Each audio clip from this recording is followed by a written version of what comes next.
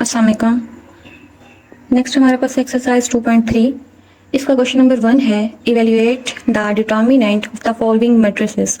इसमें हमें क्या करना है, डिटर्मिनेंट फाइंड करना है 3/3 मैट्रिसेस का।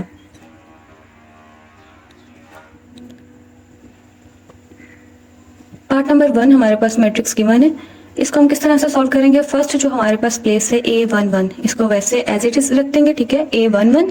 देन हम क्या करेंगे, फर्स्ट रो और फर्स्ट कॉलम को छोड़ देंगे और बाकी ये जो हमारे पास एलिमेंट्स बच जाते हैं इसको डिटर्मिनेंट की फॉर्म में लिख लेंगे। Similarly -3 mean second element, first row में सेकेंड एलिमेंट और सेकेंड कॉलम और फर्स्ट रो को छोड़ के बाकी जो हमारे पास एलिमेंट्स बच जाते हैं इनको डिटर्मिनेंट फॉर्म में लिख लिया। इसी तरह 1 के मीन हमारे पास फर्स्ट रो थर्ड कॉलम, हमने ये एंट्री लिख ली है 1। देन जो बाकी बच गया फर्स्ट रो को और थर्ड कॉलम को छोड़ के हमने बाकी एंट्रीज को डिटर्मिनेंट की फॉर्म में लिख दिया। अब ये प्लस या माइनस हमने किस तरह से लिखा है, अगर हमारे पास ये जो एलिमेंट है ये हमारे पास होता है इवन प्लेस में तो आएगा हमारे पास पॉजिटिव या प्लस, अगर ऑड प्लेस में है तो नेगेटिव। अब ऑड या इवन प्लेस क्या है, मीन फर्स्ट रो और फर्स्ट ही कॉलम है तो 1 + 1 हमारे पास क्या हो जाएगा 2। मीन जो हमारे पास टर्म आएगी वो क्या आएगी, इवन आएगी। मीन फर्स्ट रो है फर्स्ट कॉलम है, इन दोनों को ऐड अप करके हमने चेक करना है रोज और कॉलम को कि जो नंबर आता है वो इवन है या ऑड है, इसलिए हमने प्लस लगाया है। इसी तरह फर्स्ट रो सेकंड कॉलम 2 + 1 हमारे पास क्या आता है 3 आता है, मीन ये प्लेस क्या है ऑड है, सो इसलिए हमने इधर माइनस लगाया है। अब 2/2 मैट्रिसेस का हमें डिटर्मिनेंट लेना आता है, क्या होता है हमारे पास डायगोनल एंट्रीज को मल्टीप्लाई करते हैं minus non diagonal entries. Diagonal entries को मल्टीप्लाई किया हमारे पास क्या है -2 -2 -3 वैसे 2 × 1 2 -4 × 2 8 +1। इसी तरह 1 -4 × -1 -4 तो 1 + 4 आ गया हमारे पास।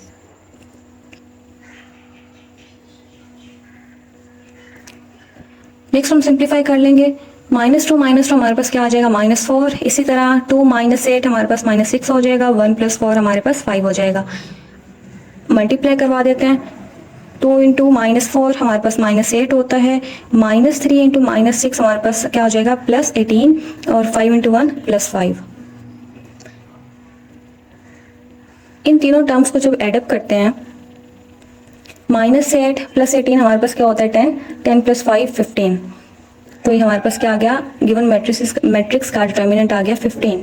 इसी तरह पार्ट नंबर 2 हमारे पास है, मैट्रिक्स गिवन है, हमने इसे क्या करना है, इसका डिटर्मिनेंट फाइंड करना है। इसको हम करेंगे एक्सपेंड करेंगे थर्ड रो के थ्रू। हमने थर्ड रो ही क्यों चूज़ की है, क्योंकि इसमें जो हमारे पास 2 एलिमेंट्स वो 0 हैं। आप थर्ड कॉलम के थ्रू भी कर सकते हैं और बाकी दूसरे फर्स्ट रो या सेकेंड रो के थ्रू भी कर सकते हैं। इधर हम एक्सपेंड करेंगे थर्ड रो के थ्रू।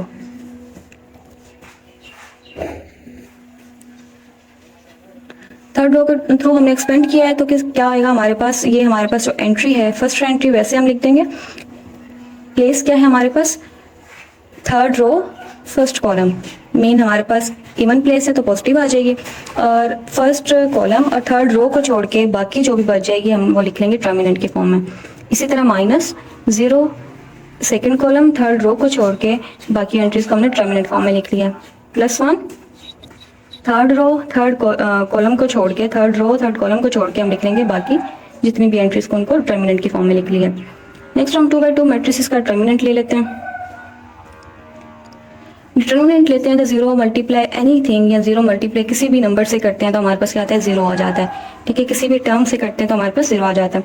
पहली 2 टर्म्स हमारे पास 0 आ गई हैं, +1। थर्ड टर्म किस तरह से डिटर्मिनेंट लेंगे, cos × cos, cos square theta हो जाएगा plus sine theta multiply sine theta हमारे पास साइन स्क्वायर थीटा आ जाएगा। प्लस क्यों आया, हमारे पास माइनस है तो डिटर्मिनेंट में, इधर माइनस ऑलरेडी अवेलेबल है तो माइनस मल्टीप्लाई माइनस प्लस आ जाएगा। अब आइडेंटिटी हमें पता है कि cos square plus sine square या sine square plus cos square हमारे पास क्या होता है 1 होता है, तो हमारे पास इसका आंसर क्या आ गया 1। नेक्स्ट हमारे पास है पार्ट नंबर 3। पार्ट नंबर 3 में हमें मैट्रिक्स गिवन है, इसका हमने डिटर्मिनेंट फाइंड करना है।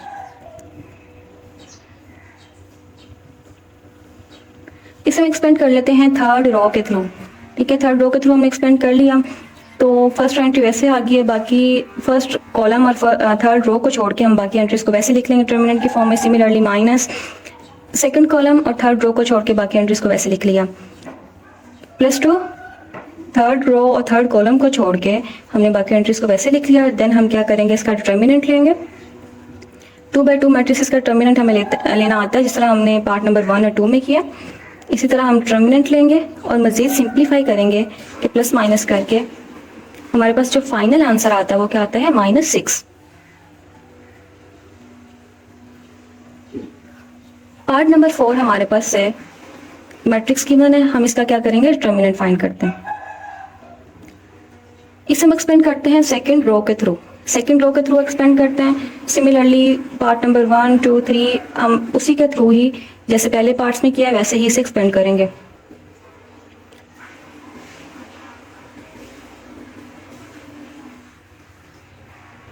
सेकंड रो के थ्रू हमने एक्सपेंड किया, तो सेकंड रो में हमारे पास जो फर्स्ट एलिमेंट आएगा, सेकंड रो फर्स्ट कॉलम, तो इसलिए हमने प्लेस क्या थी, ऑड थी, तो माइनस आ गया।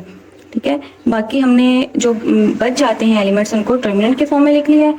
तो डिटर्मिनेंट्स लेंगे 2/2 मैट्रिसेस का, तो हमारे पास आ जाएगा 2 × 12 + 6 iota + 3 iota square -1 × 2 + iota + 3 iota. Simplify करवाते हैं इसे, तो हमारे पास फाइनल आंसर क्या आता है, 16 + 8 आयोटा। क्वेश्चन नंबर 2 हमारे पास है, evaluate the determinants of the following matrices using cofactor methods. अब हमने डिटर्मिनेंट ही फाइंड करना है, लेकिन किससे करना है, कोफैक्टर मेथड से करना है। मैट्रिक्स हमें गिवन है, हम क्या करेंगे, इसे फर्स्ट रो के थ्रू एक्सपेंड कर लेंगे। ठीक है, इसे लिख सकते हैं A11 मीन फर्स्ट प्लेस, हमारे पास फर्स्ट एंट्री क्या होती है 1 1, और ये जो हम फर्स्ट रो और फर्स्ट कॉलम को छोड़ के ये लिखते हैं। ठीक है, बाकी जो जिस तरह से हमने क्वेश्चन 1 में किया है, बाकी जो हम लिखते हैं टर्म्स वो हमारे पास क्या होती है, कोफैक्टर होता है। टर्म्स को लिखते हैं कोफैक्टर में, हम जस्ट क्या एडिशन होती है, ये इसकी होती है -1 की पावर में हो जाती है। -1 की पावर कि जो हमारे पास रो होती है और कॉलम होती है उसको हम एडअप कर देते हैं, ये हमारे पास क्या आ जाता है, कोफैक्टर आ जाता है। ठीक है, इसी तरह हमने क्या लिख लिया, फर्स्ट रो के थ्रू हम एक्सपेंड करेंगे। इसे आप इक्वेशन 1 का भी नेम दे सकते हैं या फॉर्मूला कह सकते हैं। अब हमने करना क्या है, हमें चाहिए A11 एंट्रीज, तो हम लिख लेंगे, मैट्रिक्स में गिवन है। अब कोफैक्टर्स हम फाइंड कर लेते हैं, मीन C11, C12 और C13 हम फाइंड कर लेते हैं। किस तरह से आएगी, C11 किस तरह से आएगी हमारे पास, फर्स्ट रो और फर्स्ट कॉलम को छोड़ के बाकी हमारे पास जो बचता है वो हम वैसे डिटर्मिनेंट की फॉर्म में लिख लेंगे, और -1 की power first row first column है तो 1 + 1 लिख दिया। ठीक है,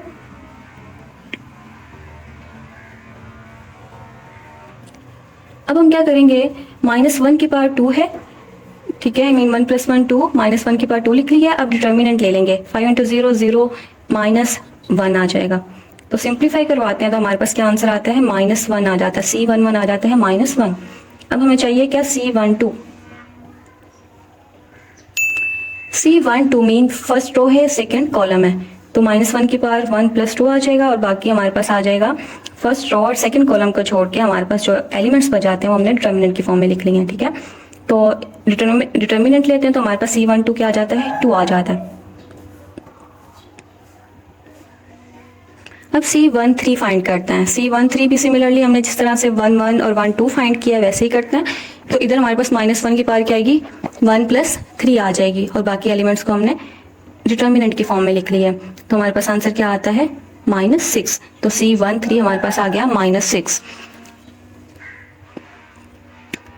डिटर्मिनेंट हमें पता है कि ये हमारे पास इसके इक्वल है, तो हम क्या करेंगे, एंट्रीज हमें पता है गिवन मैट्रिक्स में। ठीक है, गिवन है मैट्रिक्स में, तो हम एंट्रीज को लिख लेंगे, और कोफैक्टर्स हमने अभी फाइंड किए हैं उनको प्लेस करके तो हमारे पास जो आंसर आता है मल्टीप्लाई और एडअप करके तो हमारे पास क्या आता है, -17 आता है। तो ए डिटर्मिनेंट हमारे पास क्या आ गया, -17।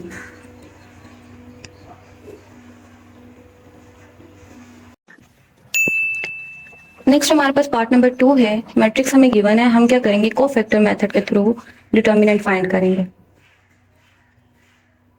तो हमने क्या किया है, फर्स्ट रो के थ्रू एक्सपेंड कर लिया, तो इस लेट्स सपोज कर लेते हैं हमारे पास क्या है, ए है, तो ए का डिटर्मिनेंट हमारे पास आ गया A11 C11 plus A12 C12 plus A13 C13।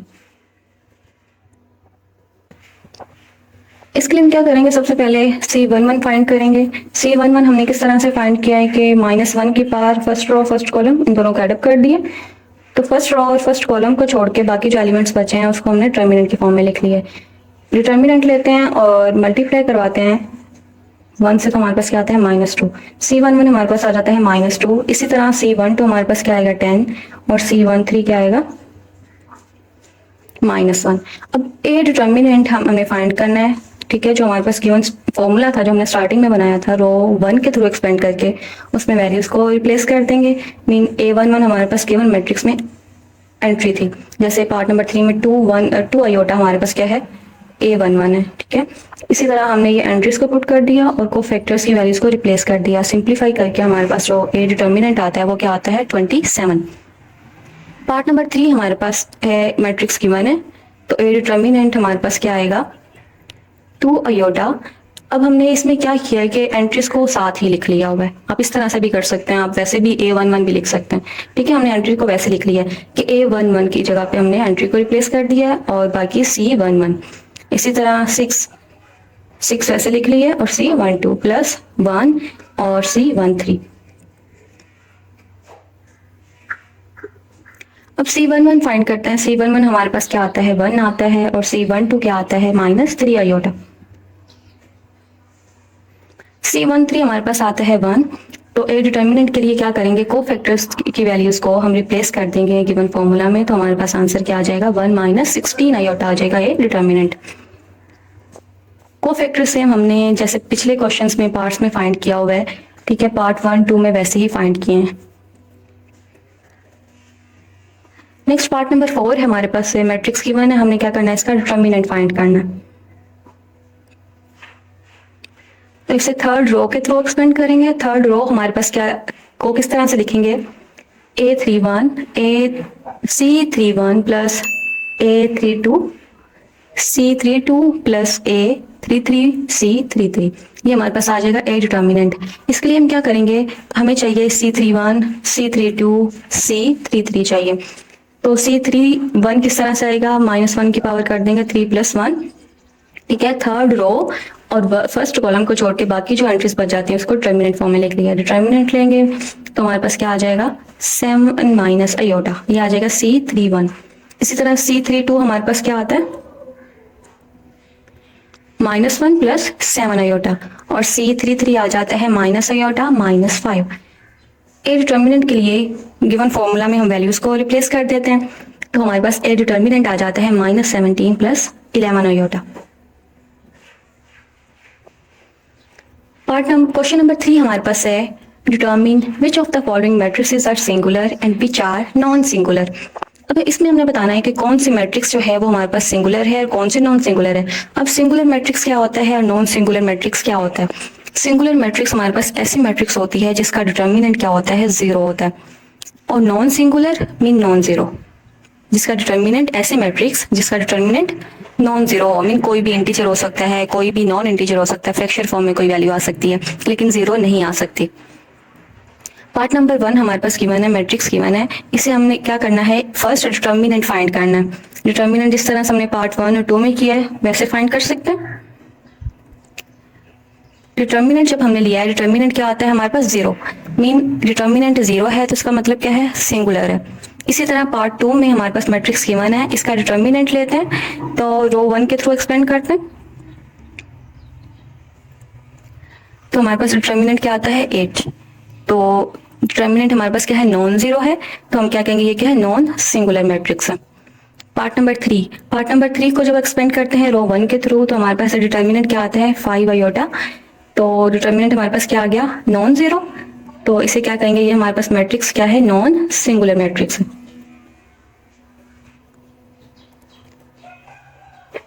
Next part number 4 देखें। पार्ट नंबर 4 में हम क्या करेंगे, हमने यही बताना है कि सिंगुलर है या नॉन सिंगुलर है। इसके लिए क्या करेंगे फर्स्ट डिटर्मिनेंट फाइंड कर लिया हमने, डिटर्मिनेंट क्या है हमारे पास 0 आ गया, तो डिटर्मिनेंट 0 आने का मतलब क्या है ये गिवन मैट्रिक्स क्या हमारे पास सिंगुलर है। नेक्स्ट क्वेश्चन नंबर 4 है find the value of lambda so that the given matrices are singular. हमने क्या करना है, लैम्डा की वैल्यू फाइंड करनी है, जबकि गिवन मैट्रिक्स क्या है, सिंगुलर है। मतलब जो भी मैट्रिक्स हमें गिवन होगी हमने उसका डिटर्मिनेंट लेके उसे इक्वल टू 0 पुट कर देना, तो उधर से लैम्डा की वैल्यू फाइंड कर लेनी है। पार्ट नंबर 1 में हमें मैट्रिक्स गिवन है, इसका हम क्या करेंगे, डिटर्मिनेंट फर्स्ट फाइंड करते हैं।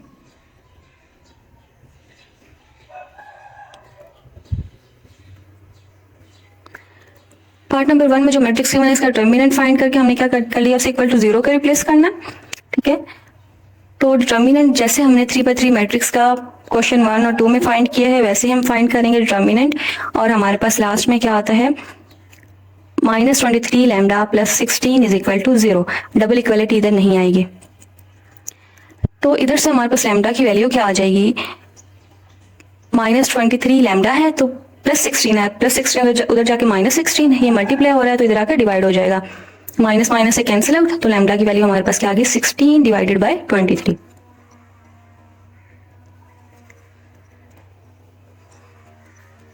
पार्ट नंबर 2 में हमें क्या मैट्रिक्स गिवन है, हमने क्या किया, उसका डिटर्मिनेंट लेके उसे इक्वल टू 0 पुट कर दिया। अब डिटर्मिनेंट लेंगे 3x3 मैट्रिक्स का, तो डिटर्मिनेंट क्या आता है इसका, -5 लैम्डा प्लस 6 लैम्डा। ठीक है,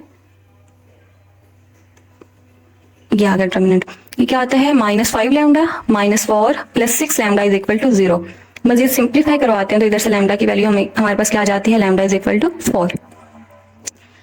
इसी तरह पार्ट नंबर 3 हमारे पास है, मैट्रिक्स की मैंने हमने क्या किया, इसका डिटर्मिनेंट लेके इज इक्वल टू 0 पुट कर दिया। Determinant is equal to 0 put किया है तो हम क्या करेंगे, 3x3 मैट्रिक्स है, इसका डिटर्मिनेंट लेते हैं। डिटर्मिनेंट लिया है तो हमारे पास क्या है, minus lambda plus 5 iota -1 is equal to 0। इधर से लैम्डा की वैल्यू क्या आ जाएगी, 5 आयोटा -1। नेक्स्ट पार्ट नंबर 4 में भी हमने क्या करना है कि मैट्रिक्स की मैंने तो इसका डिटर्मिनेंट फाइंड करना है, उसे इक्वल टू 0 को पुट कर दिया हमने। डिटर्मिनेंट फाइंड करेंगे तो क्या आता है हमारे पास, 4 + 2 iota -18 into lambda is equal to 1। इसमें हमने किया क्या है, डिटर्मिनेंट हमारे पास ये आया ना, इसमें से हमने लैम्डा की वैल्यूज को एक साइड पर रख ली है और जो कांस्टेंट टर्म थी उसे दूसरी साइड पे ले गए। तो ये जो टर्म्स थी हमारे पास लैम्डा के साथ मल्टीप्लाई हो रही थी, हमने क्या किया, इसे दूसरी तरफ जाके डिवाइड करवा दिया। तो सो लैम्डा की वैल्यू हमारे पास क्या आ गई, 1/2 आयोटा -14।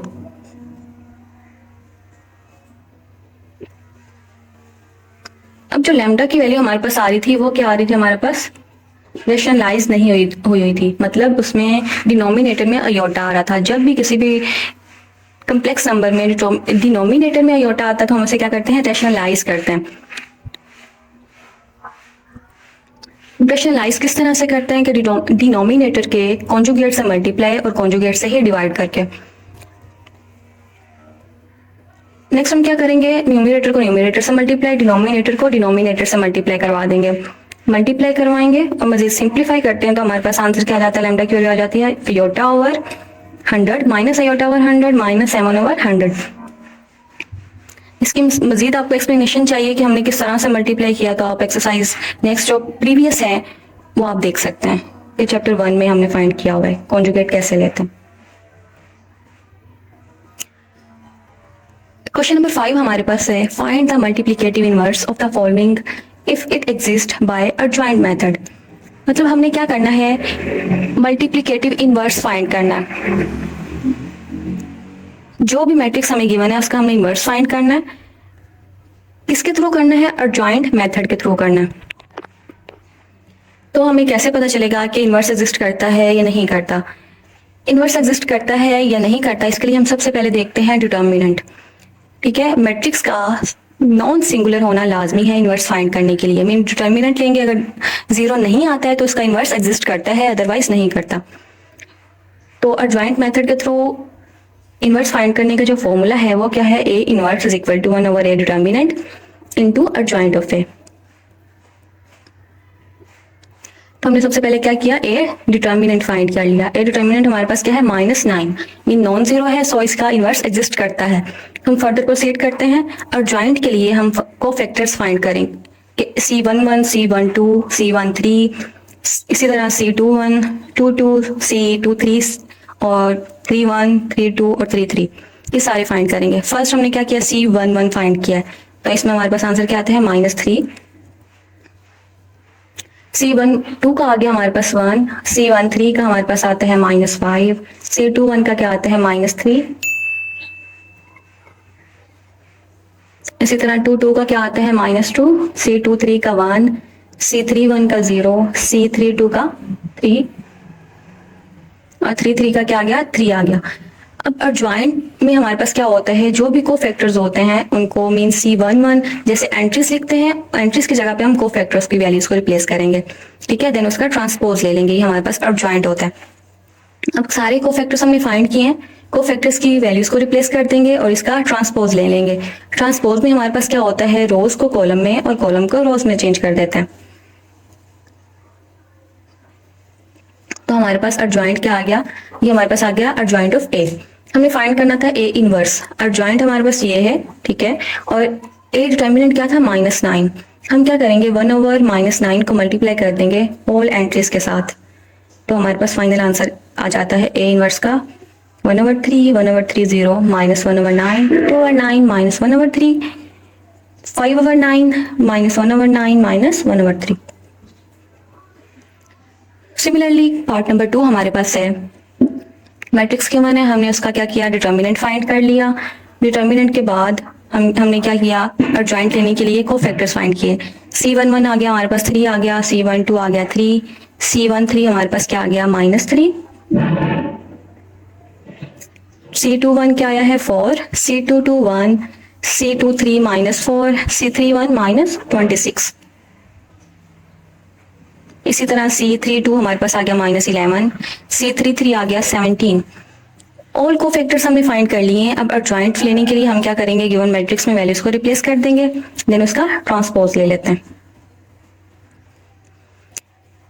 ये हमारे पास आ गया एडजॉइंट ऑफ ए। इनवर्स के लिए हमने क्या किया, adjoint of A divided by A determinant. आप इस फॉर्म में भी लिख सकते हैं, मजीद आप इसे सिंप्लीफाई भी कर सकते हैं कि -1/9 को ऑल एंट्रीज के साथ मल्टीप्लाई करवा के भी लिख सकते हैं। जैसे इसे मल्टीप्लाई करवाते हैं तो हमारे पास इधर इस टर्म में क्या आ जाएगा, इस टर्म की जगह पे 1/-3 आ जाएगा, जो मल्टीपल्स हैं उससे कैंसिल आउट हो जाएगा, ठीक है। उधर फ्रैक्शन फॉर्म में टर्म्स आ जाएंगे और बाकी सारी वैसे की वैसे, जैसे 4/-9 वैसे आ जाएगा, 1/-9 वैसे आ जाएगा। हम मजीद सिंप्लीफाई भी इसे कर सकते हैं। पार्ट नंबर 3 में हमने क्या किया है, ए डिटर्मिनेंट हमारे पास क्या आया है 5, और एडजॉइंट लेने के लिए हम क्या करेंगे, कोफैक्टर्स फाइंड कर लेते हैं। C11 हमारे पास क्या जाता है -4 आयोटा, C12 हमारे पास आता है 8 आयोटा, C13 क्या आता है 1, C21 आता है 0, C22 आता है -5, C23 क्या आता है 0। इसी तरह C31 आता है 1, C32 क्या आता है -1 + 2 आयोटा, और C33 क्या आता है -1 आयोटा। एडजॉइंट लेने के लिए क्या करेंगे, ऑल कोफैक्टर्स की वैल्यूज को रिप्लेस कर देते हैं मैट्रिक्स में, देन उसका ट्रांसपोज ले लेते हैं, तो हमारे पास ये आ गया adjoint of A. Inverse find करने के लिए adjoint of A divided bye determinant हमने कर लिया। आप इतना भी लिख सकते हैं, मजीद आप इसे मल्टीप्लाई के फॉर्म में भी लिख सकते हैं, मीन इस टर्म को सारी एंट्रीज के साथ मल्टीप्लाई करके भी लिख सकते हैं, इस तरह से हमने ये लिख दिया। नेक्स्ट पार्ट नंबर 4 है, मैट्रिक्स गिवन है, हमने उसका ए डिटर्मिनेंट फाइंड कर लिया है। हम गिवन मैट्रिक्स को नेम दे लेते हैं कि ये सपोज के ए है। ए डिटर्मिनेंट हमारे पास आ गया है 22 + 22 आयोटा। नेक्स्ट एडजॉइंट लेने के लिए हम कोफैक्टर्स फाइंड कर लेते हैं, तो C11 आ गया हमारे पास 6 + 6 आयोटा, C12 आ गया हमारे पास 0, इधर 12 आएगा, और C13 हमारे पास आ गया 4 - 4 आयोटा, C21 आ गया 8 आयोटा, C22 आ गया 22, C23 आ गया -2, C31 हमारे पास क्या आया है -3 आयोटा, C32 क्या आया है 11 आयोटा, C33 3 + 2 आयोटा। तो एडजॉइंट लेने के लिए हम क्या करेंगे, ऑल कोफैक्टर्स की वैल्यूज को रिप्लेस कर लेते हैं, देन उसका ट्रांसपोज ले लिया, ये हमारे पास क्या आ गया adjoint of A. Next A inverse के लिए क्या करेंगे, adjoint of A divided by A determinant. Determinant हमारे पास क्या था 22 + 22 आयोटा, तो हमारे पास ये क्या आ गया, हमारे पास ए इनवर्स की वैल्यू आ गई है। नंबर 6 है, if A is equal to given matrix then find A inverse and hence show that A into A inverse is equal to A inverse into A is equal to I3। इधर I3 हमारे पास क्या है, main identity matrix आएगी 3/3 order की। तो सबसे पहले हमें चाहिए क्या, ए इनवर्स चाहिए। जिस तरह से हमने क्वेश्चन नंबर 5 में किया है, इसी तरह से हम ए इनवर्स फाइंड कर लेते हैं कि ए डिटर्मिनेंट फाइंड कर लिया, हमारे पास आ गया 18। देन कोफैक्टर्स हमने फाइंड किए हैं। कोफैक्टर्स फाइंड करने के बाद हम क्या करेंगे, एडजॉइंट लेने के लिए ऑल कोफैक्टर्स की वैल्यूज को रिप्लेस करके देन उसका ट्रांसपोज ले लेते हैं। तो हमारे पास ये आ गया adjoint of A. Adjoint of A को डिवाइड कर देते हैं डिटर्मिनेंट से, देन हमारे पास आ जाएगा ए इनवर्स। ए इनवर्स आ गया तो गिवन मैट्रिक्स में हमने क्या करना था, जो गिवन कंडीशन थी उसमें हमने करना था ए इंटू ए इनवर्स, वो क्या आता है, आइडेंटिटी आता है। तो हमने क्या किया, ए गिवन है तो ए इनवर्स फाइंड किया है, जो हमने उससे क्या करेंगे, इन दोनों को मल्टीप्लाई करवा देंगे। अब मल्टीप्लाई किस तरह से किया है, फर्स्ट रो को फर्स्ट कॉलम से हमने मल्टीप्लाई किया, मीन फर्स्ट एंट्री को फर्स्ट से, देन प्लस सेकंड को सेकंड से, थर्ड को थर्ड से, मीन फर्स्ट रो को फर्स्ट कॉलम के साथ, देन फर्स्ट रो को सेकंड कॉलम के साथ, फर्स्ट रो को थर्ड कॉलम के साथ, देन एडअप करवा दिया। इस तरह से हमने मल्टीप्लाई किया है, ठीक है। मल्टीप्लाई करवाने के बाद जो हमारे पास आंसर आता है वो क्या आता है, आइडेंटिटी मैट्रिक्स आ जाती है, जो कि क्या है, I3 है। नेक्स्ट हमारे पास है A inverse into A. A inverse हमने क्या किया है, फर्स्ट ए इनवर्स रख लिया है, देन हमने ए से इसे मल्टीप्लाई करवा दिया है। मल्टीप्लाई करवाने के बाद हमारे पास जो आंसर आता है वो क्या आता है, आइडेंटिटी मैट्रिक्स। तो हम कह सकते हैं कि A into A inverse is equal to A inverse A is equal to क्या आता है हमारे पास, आइडेंटिटी मैट्रिक्स ऑफ ऑर्डर 3। मजीद आपने मल्टीप्लिकेशन देखनी है किस तरह से की है, तो आप चैप्टर नंबर 1 देख सकते हैं, इसमें एक्सप्लेन किया हुआ है।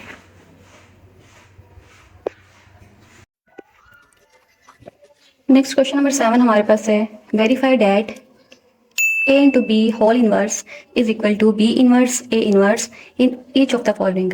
पार्ट नंबर 1 है, A is equal to 2186 and B is equal to 3202। इसमें वो कहते हैं कि हमने वेरीफाई करना है कि जब A को B से मल्टीप्लाई करवाएं देन उसका इन्वर्स लें, वो इक्वल होता है B इन्वर्स को जब मल्टीप्लाई करवाएं A इन्वर्स से। तो हम फर्स्ट ले लेते हैं left hand side. Left hand side के लिए हमें क्या चाहिए कि A into B, mean A को B से मल्टीप्लाई करवाते हैं। जब A को B से मल्टीप्लाई करवाएंगे हमारे पास मैट्रिक्स आ जाएगी 6 6 24 28। देन अब हमने क्या करना है, इसका इन्वर्स लेना है। इन्वर्स के लिए हमें चाहिए डिटर्मिनेंट और एडजॉइंट, ठीक है। सबसे पहले हम क्या करेंगे कि डिटर्मिनेंट लेंगे। डिटर्मिनेंट हम किस तरह से लेंगे, 6 6 24 28 ही हमारे पास आया था ए बी, इसका डिटर्मिनेंट लेंगे। डायगोनल एंट्रीज को multiply minus non diagonal entries को मल्टीप्लाई, तो डिटर्मिनेंट हमारे पास क्या है 24। देन हमें चाहिए एडजॉइंट ऑफ ए बी। तो एडजॉइंट्स का क्या आएगा हमारे पास, एडजॉइंट आएगा 28 minus 6 minus 24 6। Adjoint of A B हमने किस तरह से लिया है कि डायगोनल एंट्रीज को आपस में रिप्लेस कर दिया और नॉन डायगोनल एंट्रीज का साइन चेंज कर दिया। तो ए बी होल इनवर्स किसके इक्वल आ गया, adjoint of A divided by A determinant. तब 1/24 को हम सबके साथ मल्टीप्लाई करवा देंगे ऑल एंट्रीज के साथ। देन हमारे पास जो फाइनल आंसर आता है वो क्या आता है, 7/6 माइनस 1/4 माइनस 1 1/4। ये आता है A into B whole inverse. Then आते हैं राइट हैंड साइड की तरफ। राइट हैंड साइड में हमें क्या चाहिए, B inverse into A inverse. B हमारे पास है 3202। इनवर्स फाइंड करने के लिए क्या करते हैं, डिटर्मिनेंट लेते हैं। डिटर्मिनेंट हमारे पास क्या आता है 6। एडजॉइंट हमारे पास आता है 2 माइनस 2 0 3। इनवर्स क्या आएगा, adjoint of A over A determinant, मेरा एडजॉइंट ओवर डिटर्मिनेंट। यहाँ आ गया हमारे पास बी इनवर्स। मजीद सिंप्लीफाई कर लेते हैं इसे। तो बी इनवर्स हमारे पास क्या आता है 1/3 माइनस 1/3 0 1/2। इसी तरह हमें चाहिए ए इनवर्स। इसके लिए हम क्या करेंगे, ए डिटर्मिनेंट लेते हैं, वो हमारे पास क्या आता है 4। देन एडजॉइंट ऑफ ए हमारे पास क्या आ रहा है 6 माइनस 1 माइनस 3 2। अब ए इनवर्स के लिए क्या करेंगे, adjoint of A divided by A determinant. Then हमने क्या किया है 1/4 को ऑल एंट्रीज के साथ मल्टीप्लाई करवा दिया है। मल्टीप्लाई करवा दिया तो हमारे पास क्या आ गया, ए इनवर्स। चाहिए कि हमें B inverse into A inverse. अब बी इनवर्स को मल्टीप्लाई करवा देंगे ए इनवर्स के साथ, मीन फर्स्ट रो को फर्स्ट कॉलम के साथ, देन सेकंड एंट्री क्या आएगी, फर्स्ट रो को सेकंड कॉलम के साथ। इसी तरह नेक्स्ट। तो फाइनल जो हमारे पास आंसर आता है वो कहते हैं 7/6 माइनस 1/4 माइनस 1 1/4। तो हम देखते हैं कि 1 और 2 से हमारे पास क्या हम कह सकते हैं कि ये A B whole inverse is equal to, इसके इक्वल है B inverse into A inverse के। पार्ट नंबर 2 हमारे पास है ए और बी। ए और बी हमारे पास है 3x3 मैट्रिसेस। पहले हमारे पास है 2x2 मैट्रिसेस थी। तो सबसे पहले हम क्या करेंगे, ए बी एक को बी से मल्टीप्लाई करवाते हैं। तो हमारे पास आंसर आ जाता है -9 -4 4 8 -8 16। इधर हमारे पास क्या आएगा 6 -1। क्या देन हम क्या करेंगे, हमने क्या लेना है, इन्वर्स लेना है। उसके लिए डिटर्मिनेंट फाइंड करेंगे। डिटर्मिनेंट को मजीद मैंने एक्सप्लेन किया हुआ है क्वेश्चन नंबर 1 में, आप उधर से समझ सकते हैं कि किस तरह से हम फाइंड करते हैं। तो ये ए बी का डिटर्मिनेंट क्या आ जाएगा -238। और इसी तरह एडजॉइंट किस तरह से लेते हैं, कोफैक्टर्स फाइंड करके। ये भी क्वेश्चन नंबर 1 में एक्सप्लेन किया हुआ है, आप उधर से मजीद समझ सकते हैं। ये हमने C11 12 13 21 C22 C23 C31 C32 then हमने फाइंड कर लिया C33। देन इनको हमने क्या किया, मैट्रिक्स में रिप्लेस कर दिया और इसका ट्रांसपोज ले लिया। अब हमारे पास आ गया adjoint of A B. Inverse किस तरह से लेते हैं, adjoint of A B divided by A determinant.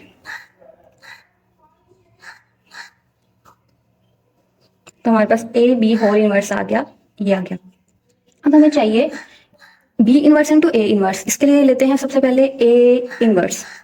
A inverse के लिए क्या चाहिए हमें, ए डिटर्मिनेंट। ए डिटर्मिनेंट हमारे पास क्या आता है 8 आ जाता है, सॉरी 14 आ जाता है। देन हम एडजॉइंट के लिए फाइंड करते हैं कोफैक्टर्स। फर्स्ट हमने ले लिया कोफैक्टर, ले लिया C11 C12 13 C21 C22 C23 then C31 C32 C33। तो नेक्स्ट हमने क्या किया है, ऑल कोफैक्टर्स को एक मैट्रिक्स में रिप्लेस कर दिया, देन उसका ट्रांसपोज ले लिया। तो हमारे पास एडजॉइंट ऑफ ए ये आ गया। अब ए इनवर्स के लिए हम क्या करते हैं कि adjoint of A divided by A determinant. तो हमारे पास ए इनवर्स आ गया ये। अब हमें चाहिए बी इनवर्स। बी इनवर्स के लिए बी डिटर्मिनेंट फाइंड करते हैं, क्या आता है -17। देन हमने एडजॉइंट के लिए कोफैक्टर्स फाइंड कर लिए।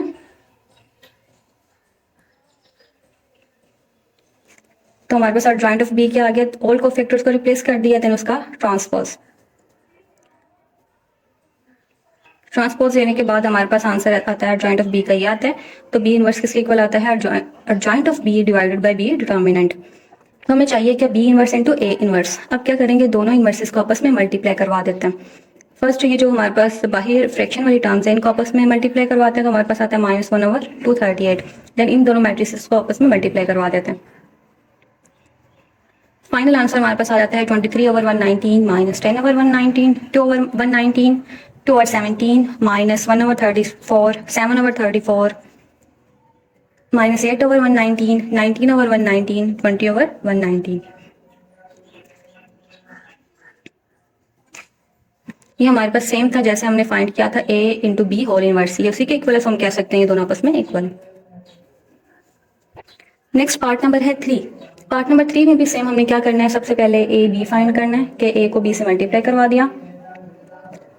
मल्टीप्लाई करवाने के बाद हमने क्या किया है, इसका डिटर्मिनेंट ले लिया। डिटर्मिनेंट हमारे पास क्या आता है -60 -30 आयोटा। नेक्स्ट हमें चाहिए एडजॉइंट। एडजॉइंट के लिए क्या करेंगे, कोफैक्टर्स फाइंड कर लेते हैं। C11 C12 C13 C21 इसी तरह C22 C23 C31 C32 और ये आ गया C33। अब ऑल कोफैक्टर्स को हम क्या करेंगे, मैट्रिक्स में रिप्लेस कर देंगे, देन उसका ट्रांसपोज ले लेते हैं। तो एडजॉइंट ऑफ ए बी हमारे पास ये आ गया।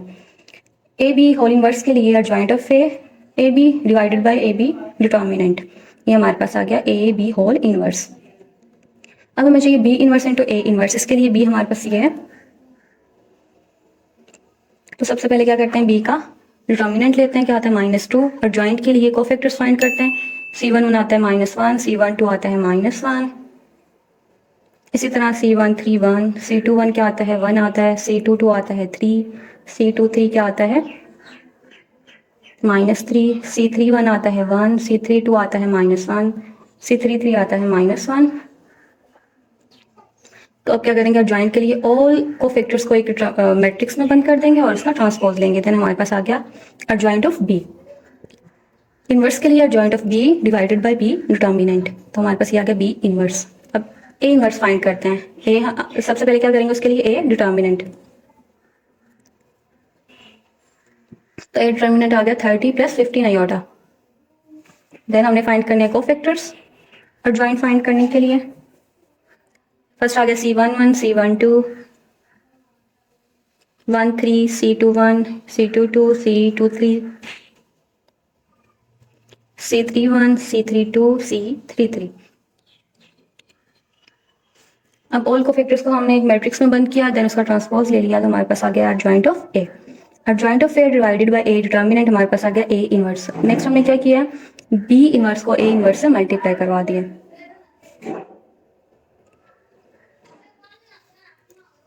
फ्रैक्शनल टर्म्स को आपस में मल्टीप्लाई करवाया, मैट्रिसेस को आपस में मल्टीप्लाई करवाया, हमारे पास फाइनल आंसर आ गया ये।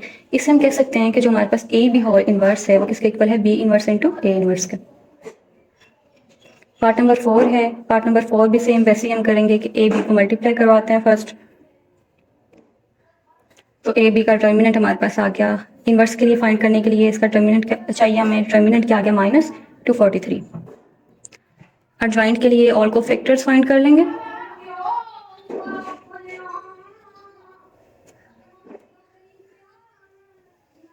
देन ऑल को फैक्टर्स को हम क्या करेंगे, मैट्रिक्स में रिप्लेस करेंगे, देन उसका ट्रांसपोज लेते हैं, तो हमारे पास एडजॉइंट ऑफ ए बी आ जाता है। अब ए बी होल इनवर्स किसके इक्वल आएगा, adjoint of A B divided by A B determinant. Next हम करते हैं बी इनवर्स के लिए। बी इनवर्स के लिए हम सबसे पहले बी डिटर्मिनेंट चाहिए, डिटर्मिनेंट हमारे पास क्या आता है -9। नेक्स्ट एडजॉइंट चाहिए, एडजॉइंट के लिए क्या करेंगे, को फैक्टर्स फाइंड कर लेते हैं बी के।